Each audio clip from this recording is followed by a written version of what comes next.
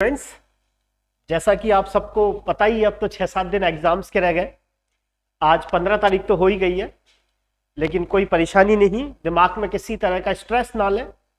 और पुनः एक ही बात मैं कहूँगा कि जो मेरा एनालिसिस कहता है वो ये कहता है सेकेंड ग्रेड एग्जाम सबसे इजी होने वाला है। मुश्किल से 4 या 5 बच्चे के बीच में एक सीट का कंपटीशन होगा, इससे ज्यादा कंपटीशन नहीं होगा। इसीलिए अपने धैर्य को ना खोएं। आज 15 तारीख हो गई है, 10 दिन की बात और है और हमारा आपका ये वाला सिलसिला खत्म हो जाएगा। उसके बाद देन आप लोगों को रीड के अंदर प्रिपरेशंस में लगना है, तो उसके बाद फिर हम रीड की क्लासेस स्टार्ट करेंगे 25 तारीख के बाद इसी तरीके से। अब देखिए, पी ब्लॉक क्या है, बहुत लंबा चौड़ा है, बहुत लंबा चौड़ा समुद्र है पी ब्लॉक का। लेकिन फिर भी मैं 15-20 पॉइंट आपको बता रहा हूं पी ब्लॉक के रेस्पेक्ट में, जो आपको थोड़ा सा एग्जाम से पहले देख के जाना है। तो पी ब्लॉक की बात करते हैं। पी ब्लॉक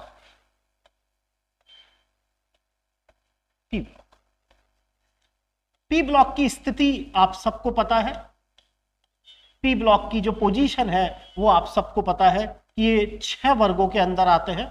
वर्ग संख्या 13 से 18 आपका पी ब्लॉक से रिलेटेड है। वर्ग संख्या 13 आपको पता है बोरॉन परिवार, कार्बन परिवार, नाइट्रोजन परिवार, ऑक्सीजन परिवार, फ्लोरीन परिवार और अक्रिय गैस है। अक्रिय गैसों में केवल हीलियम को छोड़ दीजिए, हीलियम एस ब्लॉक से रिलेटेड होती है क्योंकि अंतिम इलेक्ट्रॉन एस कक्षक में जाता है। वरना वर्ग संख्या 13 से 18 तक के वर्ग संख्या 13 से 18 तक के जितने भी मेंबर्स हैं वो पी ब्लॉक से रिलेटेड है। आवर्त संख्या की बात करें तो आप सबको पता है आवर्त संख्या 2 से 7 पी ब्लॉक से रिलेटेड है। आवर्त संख्या 2 से 7 पी ब्लॉक से रिलेटेड है। अब पी ब्लॉक के अंदर क्वेश्चन नंबर 1 क्या बनता है, वो कौन सा ब्लॉक है जिसके अंदर धातु, अधातु और उपधातु तीनों सम्मिलित होते हैं। पहला क्वेश्चन जो बन सकता है वो पहला क्वेश्चन ये बनता है इसमें कि वो कौन सा ब्लॉक है जिसके अंदर धातु, अधातु और उपधातु तीनों सम्मिलित होते हैं। तो आप सबको पता है ऐसा ब्लॉक कौन सा ब्लॉक है, पी ब्लॉक है। क्वेश्चन नंबर 2 पी ब्लॉक से रिलेटेड क्या बन सकता है कि पी ब्लॉक के तत्वों का इलेक्ट्रॉनिक विन्यास क्या है। तो आप जानते हैं NS2 Np1 से लेकर 6। इसका मतलब NS में 2 इलेक्ट्रॉन मिलेंगे और Np के अंदर 1 से 6 तक इलेक्ट्रॉन मिलेंगे। NS2 Np1 बोरॉन परिवार, NS2 Np2 कार्बन परिवार, NS2 Np3 नाइट्रोजन परिवार, NS2 Np4 ऑक्सीजन परिवार, NS2 Np5 आपका हैलोजन परिवार और NS2 Np6 अक्रिय गैस परिवार। क्वेश्चन नंबर 3 जो आपसे पूछा गया था सेकेंड ग्रेड में कि जो सबसे अधिक विद्युत ऋणीय तत्व है उसका सामान्य इलेक्ट्रॉनिक विन्यास क्या है। तो आप सबको पता है सबसे अधिक विद्युत ऋणीय तत्व फ्लोरीन है और उसका इलेक्ट्रॉनिक विन्यास NS2 Np5 होता है। भाइतम कोश में कितने इलेक्ट्रॉन है, 5 और 2 7। तो पी ब्लॉक में पहला क्वेश्चन, वो ब्लॉक कौन सा जिसमें धातु, अधातु, उपधातु तीनों सम्मिलित हैं, आप कहेंगे पी ब्लॉक। क्योंकि एस ब्लॉक में धातुएं आती हैं, डी ब्लॉक में धातुएं हैं, एफ ब्लॉक में धातुएं हैं, लेकिन जो आपका पी ब्लॉक है उसमें धातु, अधातु, उपधातु। दूसरा क्वेश्चन कहीं ना कहीं सामान्य इलेक्ट्रॉनिक विन्यास। तो पी ब्लॉक का सामान्य इलेक्ट्रॉनिक विन्यास NS2 Np1 से लेकर 6 तक होता है।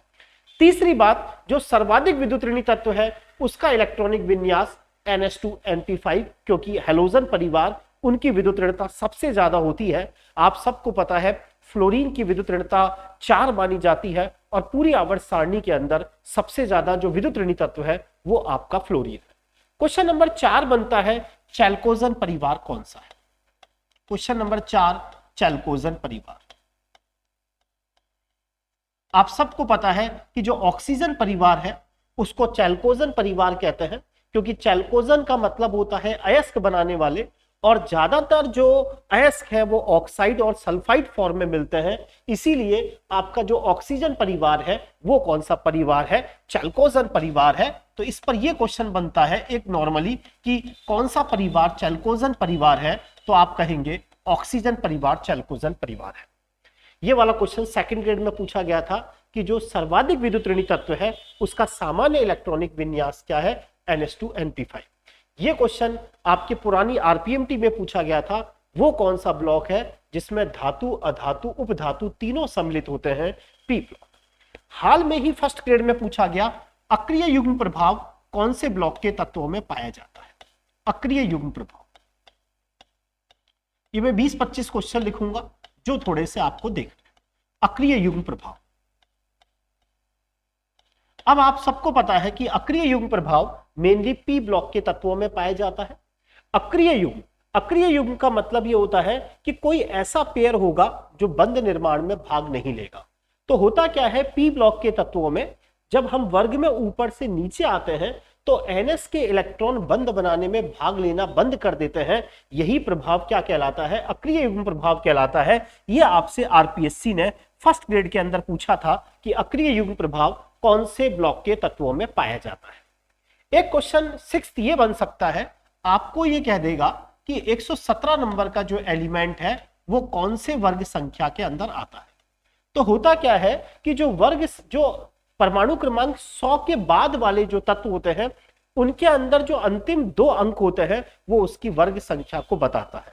इसका मतलब परमाणु क्रमांक 117 वाला में, परमाणु क्रमांक 117 वाला जो तत्व है वो वर्ग संख्या 17 में आएगा। और वर्ग संख्या 17 आप सबको पता है हैलोजन परिवार होता है।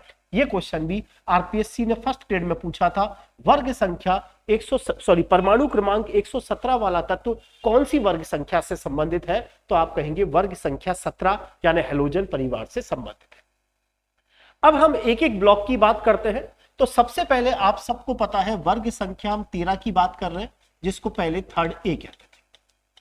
और इससे रिलेटेड क्या क्या क्वेश्चन बन सकते हैं? बोरोन, एल्युमिनियम, गैलियम, इंडियम और थैलियम।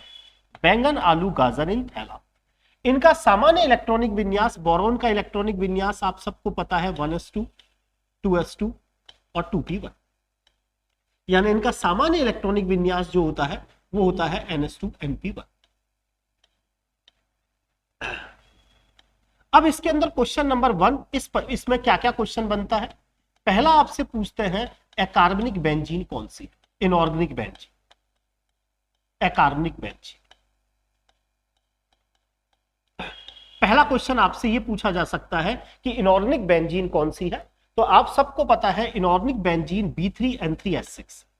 B3N3S6 इनऑर्गेनिक बेंजीन है जिसे हम बोरेजोल कहते हैं। पहला क्वेश्चन। दूसरा क्वेश्चन इसके ऊपर क्या बनता है? होता क्या है, अभी अभी मैंने कहा कि अगर हम बोरॉन परिवार में देखें तो इसके भाइतम कोश में 2 और 1 3 इलेक्ट्रॉन है। तो सामान्यतः इनमें +3 ऑक्सीडेशन स्टेट पाई जाती है। लेकिन अक्रिय युग्म प्रभाव के कारण जब वर्ग में हम ऊपर से नीचे आते हैं तो NS के इलेक्ट्रॉन बंद बनाने में भाग लेना बंद कर देते हैं और केवल NP के इलेक्ट्रॉन ही बंद बनाते हैं। इसीलिए जब आप वर्ग में ऊपर से नीचे आते हैं तो +1 ऑक्सीडेशन स्टेट स्टेबल होती है और जब नीचे से ऊपर जाते हैं तो +3 ऑक्सीडेशन स्टेट स्टेबल होती है। तो दूसरा क्वेश्चन ये बन सकता है कि +1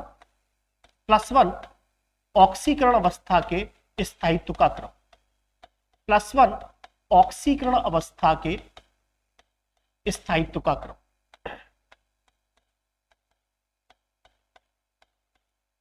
तो समझ में आ गया होगा। अक्रिय युग्म प्रभाव के कारण एल्युमिनियम प्लस से ज्यादा स्टेबल होता है गैलियम प्लस, और गैलियम +1 से ज्यादा स्टेबल होता है इंडियम +1, और इंडियम +1 से ज्यादा स्टेबल होता है थैलियम +1। यानी जो थैलियम +3 भी बनता है वो +1 में बदल जाता है, क्योंकि ऊपर से नीचे जाने पर अक्रिय युग्म प्रभाव के कारण 2 कम ऑक्सीडेशन स्टेट ज्यादा स्टेबल होने लग जाती है। तो वो आपसे पूछे +1 ऑक्सीडेशन स्टेट, आप कहोगे थैलियम की सबसे ज्यादा स्टेबल है, और +3 की बात करें तो आप कहोगे बोरॉन +3 सबसे ज्यादा स्टेबल है। अगला जो इसके अंदर क्वेश्चन वेरी वेरी इंपॉर्टेंट बनता है, अभी हाल में फर्स्ट ग्रेड में भी पूछा गया था। यहां वो बोरॉन के 3 ट्राई हैलाइड दे देता है, BF3, BCl3, BBr3 और Bi3।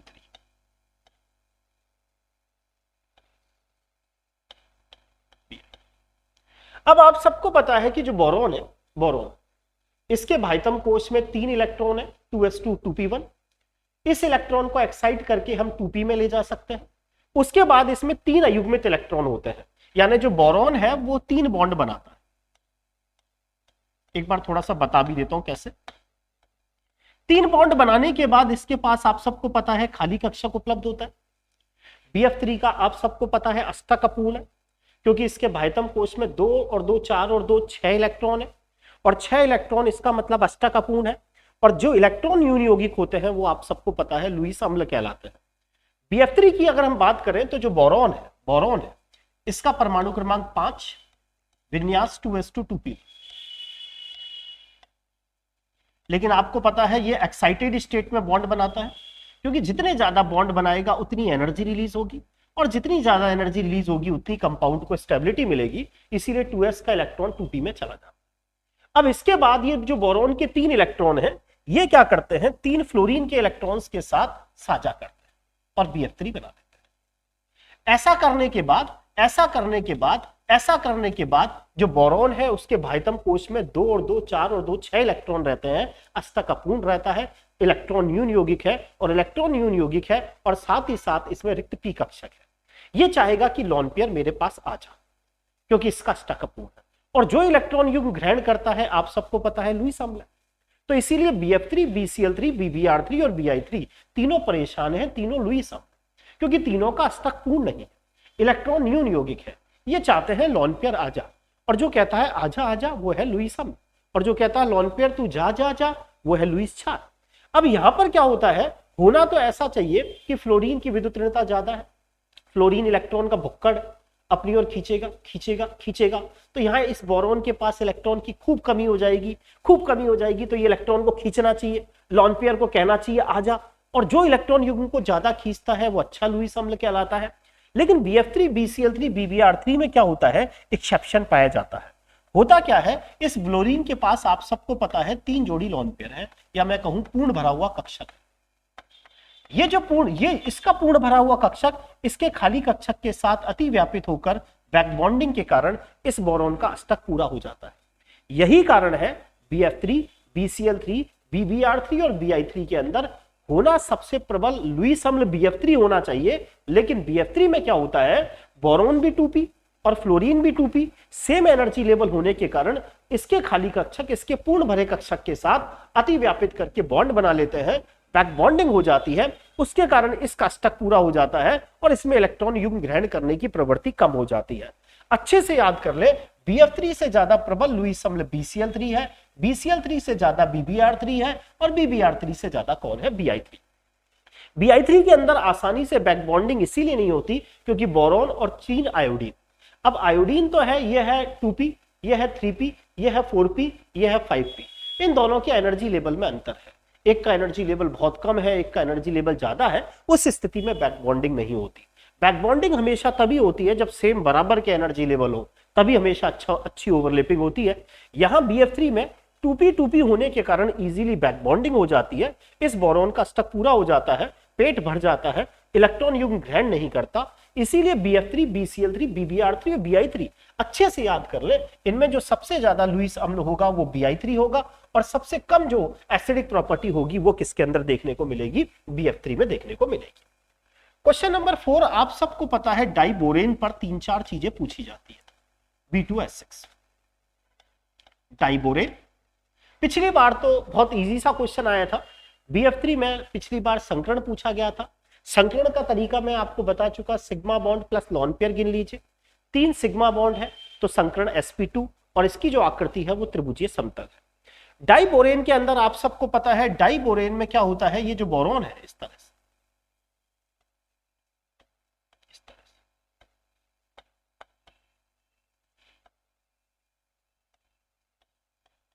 ये डाइबोरेन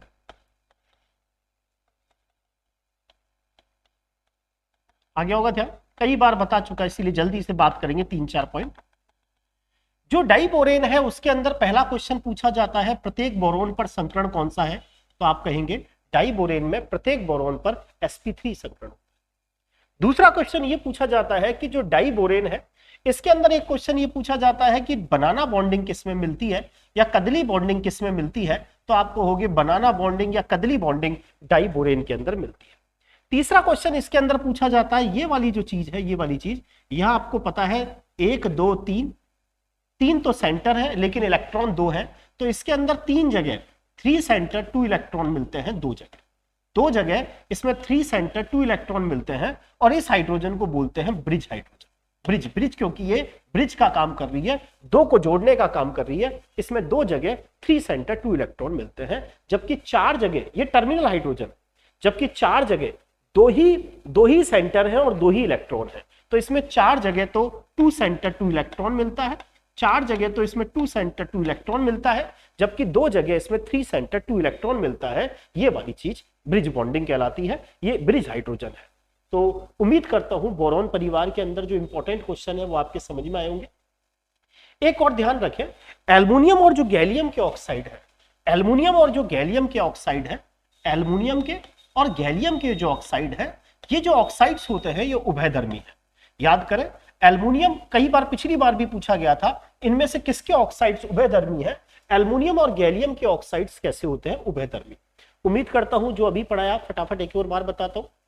पी ब्लॉक वर्ग संख्या 13 से 18, आवर्त संख्या 2 से 7, धातु अधातु उपधातु तीनों आते हैं, सामान्य विन्यास NH2NP16, सर्वाधिक विद्युत ऋणी वाले का NH2NP5, ऑक्सीजन परिवार चैल्कोजन परिवार है, अक्रिय युग्म प्रभाव देखने को मिलता है, और कोई भी परमाणु क्रमांक का तत्व दे दे तो जो अंतिम 2 अंक होते हैं, ये मतलब 100 के बाद का कोई तत्व दे दे ना, तो ये जो अंतिम 2 है ये इसकी वर्ग संख्या को बता देते हैं, हैलोजन परिवार का है। बोरॉन परिवार पढ़ा, बाह्यतम कोश में 3 इलेक्ट्रॉन है, +3 स्टेट, लेकिन अक्रिय युग्म प्रभाव के कारण नीचे जाने पर +1 ज्यादा स्टेबल। थैलियम +3 और +3 और +1 में +1 ज्यादा stable. Inorganic benzene B3N3S6, BF3 BCl3 BBr3 BI3 बहुत अच्छे से याद कर लेना, बहुत अच्छे से याद कर लेना कि इसमें BF3 सबसे कम एसिडिक है, BI3 गजब का एसिडिक है। डाइबोरेन में 3-4 चीजें याद कर लेना, प्रत्येक बोरॉन पर sp3 संकरण है, बनाना बॉन्डिंग है, 2 जगह इसके अंदर 3 सेंटर 2 इलेक्ट्रॉन है, 4 जगह 2 सेंटर 2 इलेक्ट्रॉन होते हैं। ये वाले बॉन्ड लंबे होते हैं, ये बॉन्ड इसमें कैसे होते हैं? छोटे होते हैं। एक और चीज आपको याद रखनी है, बोरिक एसिड। बोरिक एसिड बहुत बुरा एसिड है, बोरिक एसिड H3 भी होती है। देखो मेरे हिसाब से सबसे इंपॉर्टेंट जो बनता है वो बोरॉन फैमिली ही बनती है, लेकिन एक बार मोटा मोटा मैं आपको सारे ग्रुप्स के बारे में बता रहा हूं। बोरिक एसिड में क्या होता है, ऐसा लगता है कि जो ये बोरिक एसिड है ये त्रिक्षारकीय एसिड है, लेकिन वास्तव में होता क्या है कि जो बोरिक एसिड है, नाम से पता चल रहा है बोरिक एसिड, ऐसा लग रहा है कि इसके अंदर 3 एसिडिक हाइड्रोजन है, लेकिन वास्तव में क्या होता है, जो बोरिक एसिड है वो आपको याद रखना है, ये त्रिक्षारकीय अम्ल नहीं है, इसकी क्षारकता 3 नहीं होती बल्कि ये 1 H+ देता है, जो भी पानी के द्वारा 1 H+ देता है। ध्यान रखना है, आपसे ये KVS वाले एग्जाम में पूछा था बोरिक एसिड की क्षारकता कितनी होती है। बोरिक एसिड है वो आपका कैसा अम्ल है, तो आप कहेंगे 1 क्षारकीय अम्ल है। समझ में आ गया होगा। एक बार मैं आपकी राजस्थान बोर्ड की बुक को 2 मिनट और देख लेता हूं कि इसमें कोई इंपॉर्टेंट क्वेश्चंस तो नहीं रहा।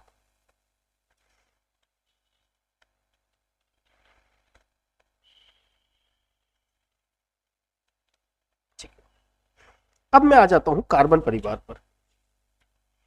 कार्बन परिवार पर अगर हम बात करें तो 2-3 चीजें इसमें जो बनती है वो मैं आपको बता रहा हूं कार्बन परिवार पर।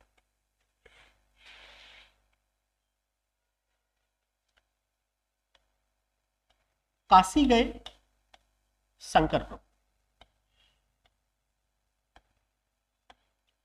कार्बन का इलेक्ट्रॉनिक विन्यास आप सबको पता है 2s2 2p2।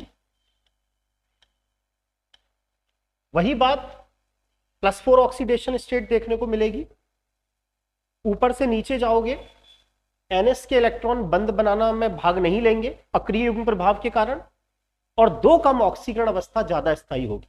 यानी कहने का मतलब यह हुआ कि लेड +4 और लेड +2 की बात करें तो लेड +4 और लेड +2 में लेड +2 ज्यादा स्टेबल होता है अक्रिय युग्म प्रभाव के कारण, इसीलिए लेड +4 अपने आप को लेड +2 में बदल लेता है।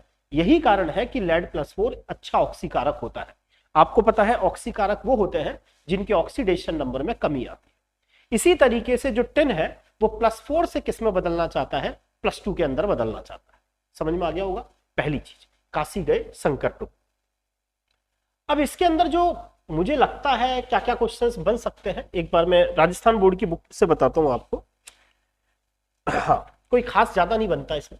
ये वाली चीज तो आपके समझ में आ गई होगी कि हमसे पूछे कि +2 ऑक्सीडेशन स्टेट किसमें स्टेबल है, तो आप कहोगे सबसे ज्यादा लेड +2 में स्टेबल है, क्योंकि अक्रिय युग्म प्रभाव के कारण ऊपर से नीचे जाने पर +2 ऑक्सीडेशन स्टेट ज्यादा स्टेबल होगी। एक चीज आपको ये याद रखनी है कि जो टिन और लेड के ऑक्साइड होते हैं, चाहे SnO हो, चाहे SnO2 हो, चाहे लेड ऑक्साइड हो, चाहे PbO2, ये जो लेड के ऑक्साइड और टिन के ऑक्साइड्स होते हैं, ये ऑक्साइड उभयधर्मी होते हैं। वैसे मैंने एक तरीका आपको बता रखा है कि आपको ऑक्साइड्स जो याद करने हैं, क्योंकि ऐसा क्वेश्चन पिछली बार लगातार 2 बार सेकंड ग्रेड में आया है। तरीका भी मैं बता चुका कि एक बार क्या हुआ, बेसन लगाना था गाल पर, बेसन गाल, लेकिन गलती से लग गया जीभ पर। और ऐसा आपको पता है ऐसा कब हो सकता है, आशिकी में। ये जो कुछ ऑक्साइड्स मैं बता रहा हूं ये उभयधर्मी ऑक्साइड्स। उभयधर्मी ऑक्साइड वो ऑक्साइड होते हैं जो एसिड और बेस दोनों से रिएक्शन करते हैं। बे का मतलब होता है बेरिलियम के ऑक्साइड, कि जो बेरिलियम के ऑक्साइड्स है वो उभयधर्मी ऑक्साइड। सन का मतलब है टिन के ऑक्साइड, अभी अभी बताया टिन के ऑक्साइड। गा का मतलब होता है, अभी अभी बताया था, गैलियम के ऑक्साइड। अल का मतलब होता है एल्युमिनियम के ऑक्साइड। जीप का मतलब होता है जिंक के ऑक्साइड। पर का मतलब है लेड के ऑक्साइड। आशिकी का मतलब है आर्सेनिक के ऑक्साइड। ये ऑक्साइड्स ऐसे होते हैं जो आपके उभयधर्मी। अब इसके अंदर जो जनरल पॉइंट बनते हैं वो कार्बन के अपरूपों पर बनते हैं। एक तो कार्बन के कोई खास ज्यादा नहीं पूछते इसमें। अब आप सबको पता है कार्बन के 3 अपरूप है, हीरा, एक ग्रेफाइट और एक फुलरेन। 3 चीजें, ज्यादा कुछ याद नहीं करना। सबको पता है जो हीरा है इस पर sp3 संकरण है। ग्रेफाइट में 2 बातें हैं, एक तो संकरण sp2, षटकोणीय परतदार संरचना, और विद्युत का चालक फ्री इलेक्ट्रॉन होने के कारण। फुलरेन में भी ध्यान रखना है संकरण कौन सा, sp2। अब फुलरेन के अंदर आपको पिछली बार भी ये क्वेश्चन पूछा गया था फुलरेन के रेस्पेक्ट में, कि जो फुलरेन है इसमें पिछली बार भी पूछा गया था। आपको पता है इसमें 2 तरह के फलक होते हैं, एक षटकोणीय फलक और एक इसमें पंचकोणीय फलक। तो पिछली बार भी पूछे गए थे कि इसमें षटकोणीय फलक कितने हैं, षटकोणीय वो तो है 20, और पंचकोणीय 12। ये पिछली बार भी पूछा गया था कि इसमें 6 सदस्यी 20 वलय, मतलब इसके अंदर मैं आपको ऐसे बता दूं, षटकोणीय का मतलब 6 सदस्यी 20 वलय,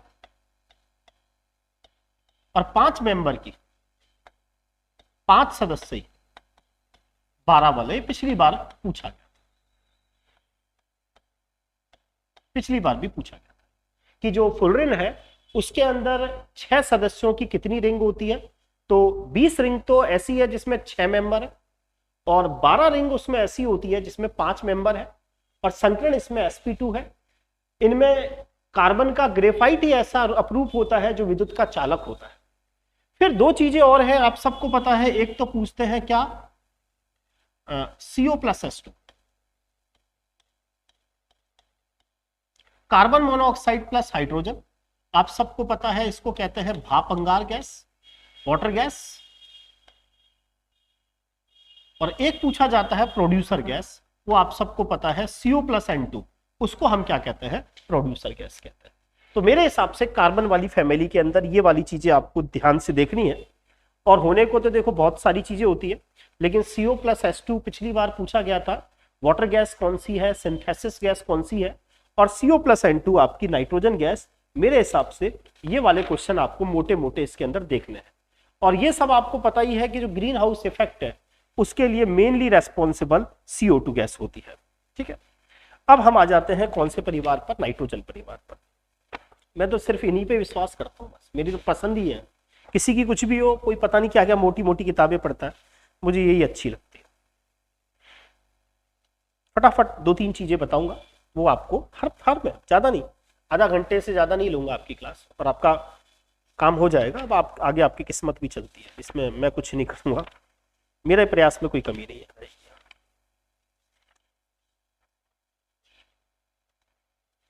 एक मिनट, जस्ट एक मिनट।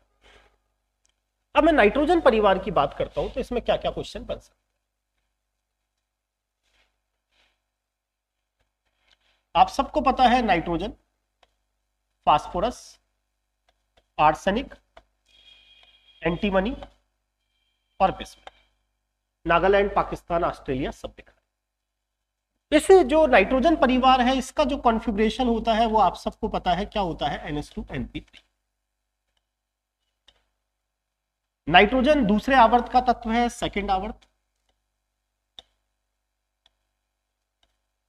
और आप सबको पता है कि जो सेकंड आवर्त है उसमें रिक्त डी कक्षक नहीं होता।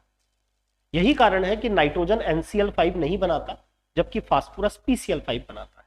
तो क्वेश्चन नंबर 1, नाइट्रोजन NCl5 नहीं बनाता जबकि फास्फोरस PCl5 बनाता है, क्यों? तो रीजन आपके समझ में आ गया होगा क्यों, क्योंकि फास्फोरस में रिक्त डी कक्षक उपलब्ध है, क्योंकि सेकंड आवर्त के बाद थर्ड, फोर्थ, फिफ्थ, सिक्स्थ इन सब में रिक्त डी कक्षक उपलब्ध होने के कारण NS का इलेक्ट्रॉन आगे चला जाएगा और इनकी जो कोवैलेंसी है वो 3 की बजाय 5 हो जाएगी, यानी 5 तक बॉन्ड बना लेंगे।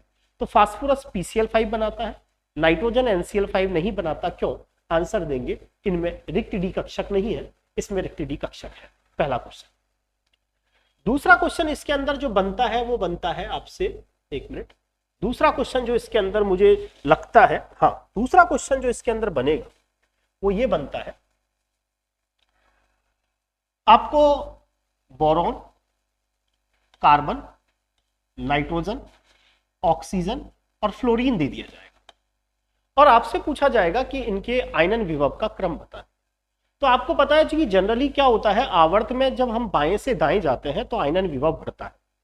तो बोरॉन से ज्यादा आयनन विभव कार्बन का और कार्बन से ज्यादा आयनन विभव नाइट्रोजन का। अब नाइट्रोजन और ऑक्सीजन में होना ऑक्सीजन का आयनन विभव ज्यादा चाहिए, लेकिन आपको पता है नो अपवाद है, नो अपवाद है। नाइट्रोजन का आयनन विभव ऑक्सीजन से ज्यादा होता है और ऑक्सीजन से ज्यादा फिर नाइट्रोजन का ऑक्सीजन से ज्यादा, और नाइट्रोजन से ज्यादा आयनन विभव किसका होता है, फ्लोरीन का होता है। आप सबको पता है, ऐसा मैंने क्यों कहा, क्योंकि इसका रीजन आपको पता है, नाइट्रोजन के अर्धपूरित कक्षक के स्थायी विन्यास होने के कारण जो नाइट्रोजन का आयनन विभव है वो किससे ज्यादा होता है, ऑक्सीजन से। लगातार RPSC carbon, nitrogen, oxygen, fluorine इन चारों का आपसे आयनन विभव पूछ चुकी है। तो इन चारों का जो आयनन विभव का ऑर्डर है वो अच्छे से याद करें, boron, then carbon, then oxygen, then nitrogen और देन फ्लोरीन। इस तरह का क्वेश्चन बनने की चांस है। दूसरा चीज क्या है, दूसरा क्या है, नाइट्रोजन के हाइड्राइड्स पर क्वेश्चन बनता है, अमोनिया, फास्फीन, आर्सीन, स्टेबीन, इनकी बात करें। पहला क्वेश्चन ये बनता है कि इनकी बेसिक प्रॉपर्टी बताएं। ये सब लुईस क्षार हैं क्योंकि जिनके पास लोन पेयर पाए जाते हैं, कोई इलेक्ट्रॉन रखना नहीं चाहता है, वो देना चाहता है, और जो लोन पेयर देते हैं वो लुईस क्षार है। तो पहला क्वेश्चन, इनमें लुईस क्षार सबसे अच्छा कौन है? तो इन सबके अंदर जो क्षारीयता का गुण है वो सबसे ज्यादा अमोनिया में मिलता है। क्यों मिलता है? क्योंकि नाइट्रोजन का आकार छोटा और ऊपर से इसके ऊपर लोन पेयर है। ये तो बिल्कुल ही फफूंद नहीं चाहता, ये कहता जा तू यहां से। क्यों? क्योंकि जो नाइट्रोजन का आकार छोटा है तो उसके कारण लोन पेयर पास आ जाएंगे, इलेक्ट्रॉन में रिपल्सन होगा और वो जल्दी से भाग जाएंगे। यही कारण है कि पहली चीज इनमें पूछी जाती है कि इनकी बेसिसिटी का ऑर्डर क्या है। तो आप ये कहेंगे, क्षारीय गुण की बात करें तो हम कहेंगे इन सबके अंदर सबसे ज्यादा क्षारीय अमोनिया है, देन फास्फीन है, देन आर्सीन है और देन स्टेबीन है। पहला क्वेश्चन ऐसा पूछा जा सकता है। दूसरा, इन पर बॉन्ड एंगल पर क्वेश्चन पूछा जा सकता है, बॉन्ड एंगल। बॉन्ड एंगल पर। दूसरा क्वेश्चन, क्योंकि बॉन्ड एंगल पर क्या है, अमोनिया हो चाहे फास्फीन हो चाहे आर्सीन हो चाहे स्टिबीन हो, इन चारों में ही संकरण sp3 है, क्योंकि 3 सिग्मा बंद और 1 लॉन पेयर है, तो sp3 संकरण है। दूसरी चीज, इन सबके अंदर एक एक जोड़ी लॉन पेयर है, साइड एटम भी एक जैसे हैं, तो बंद कोण को एक कारक प्रभावित करता है, केंद्रीय परमाणु की विद्युत ऋणता।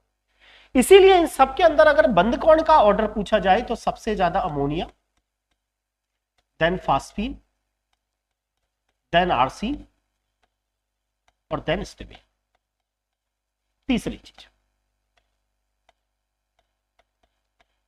चौथी चीज, इनके बॉइलिंग पॉइंट का ऑर्डर पूछा जा सकता है। जिनके अंदर हाइड्रोजन कौन से जुड़ी हो, उनमें हाइड्रोजन बॉन्डिंग पाई जाती है। अमोनिया के अणुओं के बीच में हाइड्रोजन बॉन्डिंग है, जबकि फास्फीन अणुओं के बीच में हाइड्रोजन बॉन्डिंग नहीं है, आर्सीन अणुओं के बीच में हाइड्रोजन बॉन्डिंग नहीं है, स्टिबीन अणुओं के बीच में भी हाइड्रोजन बॉन्डिंग नहीं है। इनमें वान डेर वाल फोर्स, इसीलिए इनके अंदर सबसे ज्यादा जो बॉइलिंग पॉइंट है वो अमोनिया का होना चाहिए। हाँ, लेकिन अमोनिया और फास्फीन में अमोनिया का बॉइलिंग पॉइंट फास्फीन से ज्यादा है। रीजन आप कहेंगे क्योंकि अमोनिया में अमोनिया के अणुओं के बीच में हाइड्रोजन बॉन्डिंग है, और कहीं ना कहीं जो बॉइलिंग पॉइंट है वो इस बात पे डिपेंड करता है अणुओं के बीच में कौन सा फोर्स है। फास्फीन आर्सीन स्टिबीन में होता क्या है, अमोनिया फास्फीन आर्सीन स्टिबीन में सबसे ज्यादा इसके अंदर जो बॉइलिंग पॉइंट है वो फास्फीन का होना चाहिए, लेकिन ऐसा अमोनिया का होना चाहिए, क्योंकि इसमें हाइड्रोजन बॉन्डिंग है, जबकि इनमें वान डेर वाल फोर्स है, और van der Waals force molecular weight पे डिपेंड करता है। अब आपको याद आना चाहिए, बॉइलिंग पॉइंट डिपेंड किस पर, फोर्सेस पे, और जो वान डेर वाल फोर्स है वो डिपेंड करता है मॉलिक्यूलर वेट। इस बेसिस पर सबसे कम मॉलिक्यूलर वेट फास्फीन का है, तो बॉइलिंग पॉइंट सबसे कम फास्फीन का, उसके बाद नंबर आता है आर्सीन का, ये आपको याद रखना है। थर्ड नंबर पे आता है यहां अमोनिया एक्सेप्शनल, और फोर्थ नंबर पे स्टिबीन। ये थोड़ा सा बॉइलिंग पॉइंट का इनका ऑर्डर है, ठीक है। और देख लेते हैं कोई राजस्थान बोर्ड की बुक में कोई क्वेश्चंस बनता है तो, ठीक है। एक और क्वेश्चंस जो बनता है वो मैं आपको बता रहा हूं, फिर अपन आगे चलते। नाइट्रोजन के आपको पता है 5 ऑक्साइड्स, N2O नाइट्रस ऑक्साइड जिसको आप लाफिंग गैस कहते हैं, NO, N2O3, N2O4 और N2O5, ये नाइट्रोजन के 5 ऑक्साइड। नाइट्रस ऑक्साइड जो लाफिंग गैस है, nitric oxide, die nitrogen try oxide, die nitrogen tetra oxide, die nitrogen पेंटा ऑक्साइड। ये जो दोनों ऑक्साइड्स हैं शुरू के, उदासीन ऑक्साइड। उदासीन ऑक्साइड वो ऑक्साइड होते हैं जो ना एसिड से रिएक्शन करते हैं ना बेस, जबकि ये जो 3 ऑक्साइड्स हैं ये अधात्विक ऑक्साइड है, और अधात्विक ऑक्साइड की प्रकृति आपको पता है अम्लीय होती है। जैसे जैसे ऑक्सीजन का परसेंटेज बढ़ता है, अम्लीय प्रॉपर्टी बढ़ती जाती है। इन सबके अंदर सबसे ज्यादा अम्लीय ऑक्साइड N2O5 है, क्योंकि यहां ऑक्सीजन का परसेंटेज सबसे ज्यादा है। ये क्वेश्चन पूछ चुका, आपको 4 ऑक्साइड दे दिए, पूछा इनमें उदासीन ऑक्साइड कौन सा है, लाफिंग गैस और नाइट्रिक ऑक्साइड उदासीन ऑक्साइड है। इसके बाद और इस पे जो राजस्थान बोर्ड की किताब के हिसाब से क्वेश्चंस बनता है वो एक ये बनता है, आपको पता भी है कि जो फास्फोरस है वो प्रकृति के अंदर P4 फॉर्म में रहता है। फास्फोरस सबको पता होता है प्रकृति के अंदर P4 फॉर्म में मिलता है, जबकि सल्फर प्रकृति के अंदर एसिड फॉर्म में मिलता है। P4 में आप सबको पता है इस तरीके से P4 है, इसमें बहुत ज्यादा कोणीय तनाव होता है, और कोणीय तनाव होने के कारण जबरदस्त रूप से यह अनस्टेबल होता है, और इसके अंदर जो बॉन्ड एंगल होता है वो करीबन यहाँ 60 डिग्री का होता है, और बहुत ज्यादा कोणीय तनाव होने के कारण तुरंत ये जलने लगता है, और फास्फोरस P4 फॉर्म में मिलता है। एक PCl5 पर तो क्वेश्चन आता ही है, ये आपको पता है PCl5, ये वाली चीज इस तरीके से हमें पता है कि PCl5 एक ऐसा एग्जाम्पल है हमारे कोर्स में जिसमें sp3d संकरण है। sp3d संकरण होने के कारण इसमें क्या होता है कि जो 3 बॉन्ड तो इसके अंदर आपको पता है छोटे होते हैं, ये वाले 3 बॉन्ड तो ये वाले, और 2 बॉन्ड इसमें लंबे होते हैं। इनको हम एक्सियल बॉन्ड बोलते हैं, इनको हम इक्वेटोरियल बॉन्ड कहते हैं। और आपको पता है लॉन पेयर भी यहीं रहना चाहता है। संकरण PCl5 में sp3d है और इसकी जो संकरण जो स्ट्रक्चर है वो ट्राइगोनल बाइपिरामिड है। 3 बॉन्ड छोटे, 2 बॉन्ड लंबे, और इसके अंदर जो भी लॉन पेयर रखा जाता है वो यहाँ आपके इक्वेटोरियल पोजीशन पे रखे जाते हैं। मेरे हिसाब से ये वाले क्वेश्चंस इसमें इंपॉर्टेंट बनते हैं। देखो अभी इतना टाइम भी नहीं है हमारे पास, लेकिन हमको जो लगता है, मुझे जो लगता है, मैं वो क्वेश्चंस आपको बता रहा हूं कि ये क्वेश्चंस आप सबको देख के जाने हैं। अब हम ऑक्सीजन परिवार की बात करें तो ऑक्सीजन परिवार में ऐसा कोई खास नहीं, लेकिन फिर भी 1-2 टाइप के जो क्वेश्चंस बनते हैं वो मैं आपको थोड़ा सा आइडिया दे देता हूं।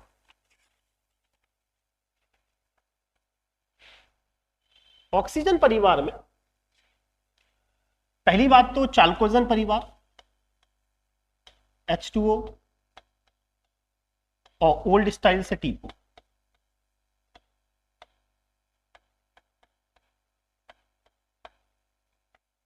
इसमें जो चांसेस बनते हैं वो एसिडिक प्रॉपर्टी के चांसेस बनते हैं कि इनमें कौन सबसे ज्यादा एसिडिक है।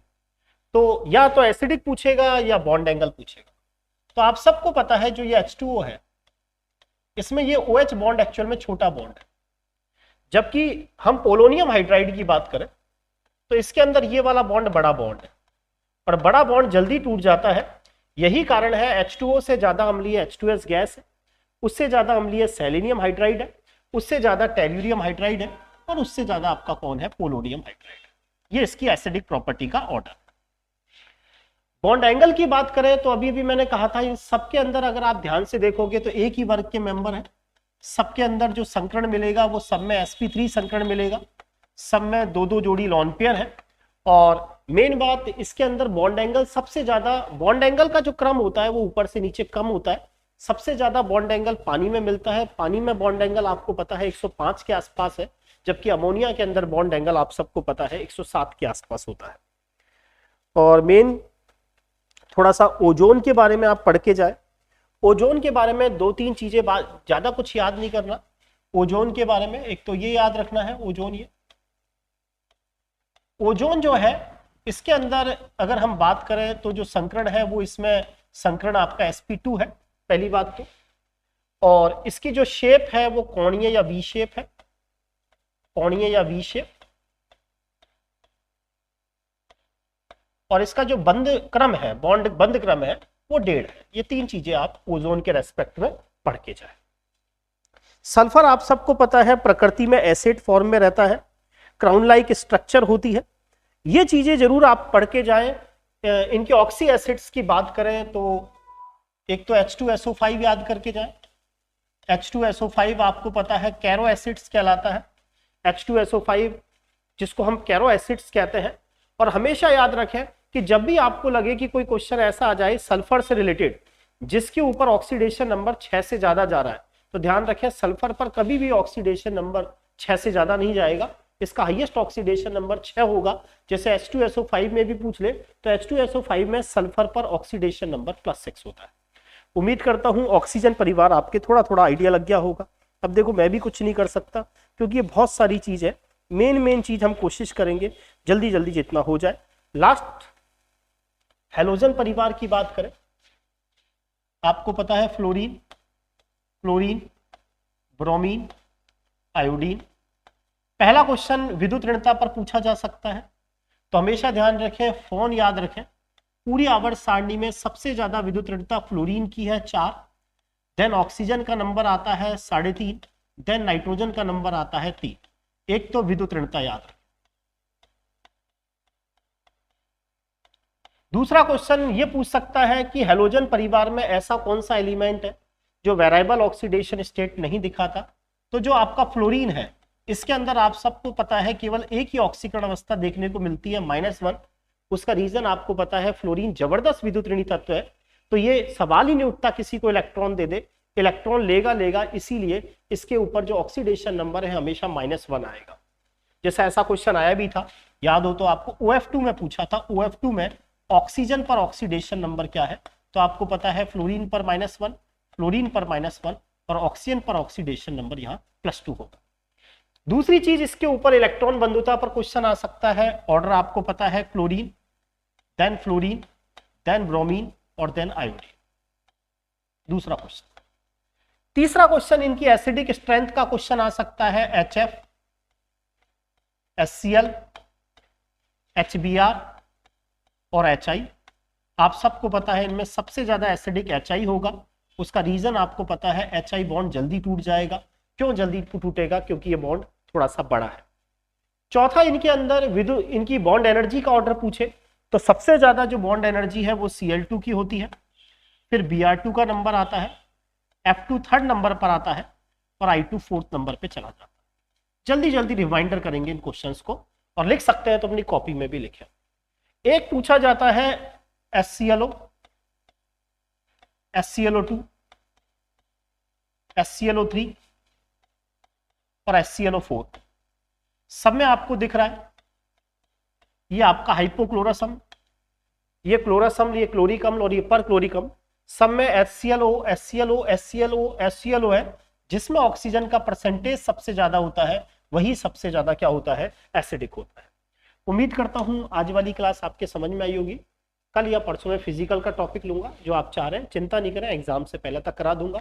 और मैं ये चाहता हूं, अगर आप लोग ये चाहते हैं कि इसके बाद मैं रीड की टेस्ट सीरीज चालू करूं या इसी तरह क्वेश्चन चालू करूं, तो आप सब्सक्रिप्शन बॉक्स में लिख दें, उस हिसाब से अपन स्टार्ट करें। थैंक यू आज के लिए।